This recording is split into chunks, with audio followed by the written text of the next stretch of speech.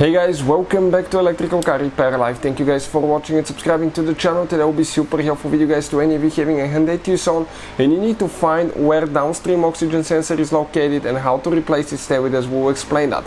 The downstream oxygen sensor is known as bank 1 sensor 2 or downstream lambda sensor.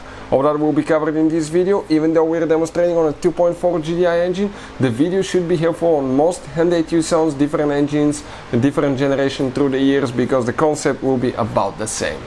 So let me introduce you to the channel quick guys. Every single car we get at the garage, we try to make at least 200 to 300 free repair videos. We take them completely apart and we show you how to fix pretty much anything. Why we do that? Simply because our mission at the shop is to save you as much money as we can. All we need in return, please subscribe to the channel and like the video. Another thing, if you need to buy tools or parts for a really good price and quick shipping as well, you can check out the link in the description of the video below. That's where we get all our supplies and tools from. So this is guys the engine right here. When you open the hood of your Hyundai Tucson, you will face the engine that way. That's what you will see. Even if you have a different engine, it's fine. Okay, you need to locate where the intake and the exhaust manifold is located. The intake manifold is where the tube from the air filter box goes to the throttle body. That's the intake manifold. That's where the engine gets its air and fuel from. Another thing, okay, the opposite side usually is where the exhaust manifold is located. On the exhaust manifold, guys, you will have two oxygen sensors. One of them detects how much air and fuel you have in the exhaust system. It's going to send that information to the engine computer and figure out if you have lean or rich fuel mixture. So it can do adjustments and you have a nice running vehicle that's efficient and not polluting.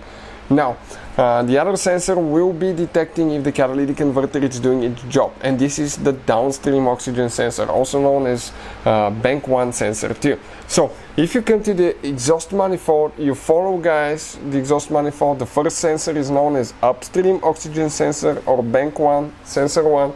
You keep coming down, you need to locate the second one, which is right here. Okay, you can see on the second half of the catalytic converter.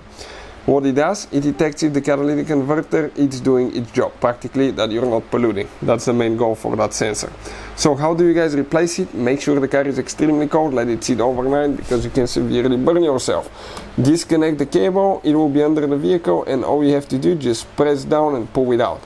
Now, right here you will need to use a special socket, okay? And it's really cheap. I'll put the link in the description of the video below, make your life so much easier.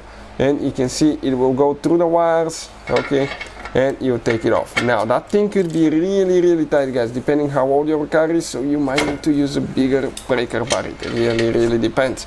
And you can see we got it loose. Now we're going to go ahead and unscrew it. Once you unscrew it, that's the oxygen sensor. Now if you want to see how to test downstream oxygen sensor guys, okay, give me a second. We'll have the special video how to do that guys on our main YouTube channel, Auto Repair guys, how to test downstream oxygen sensor. If you need to buy a new one for a really good price, we'll share the link in the description of the video below for your convenience, so you can see where we get all our tools and parts from. So hopefully guys the video will be helpful. Thank you for watching and see you next time.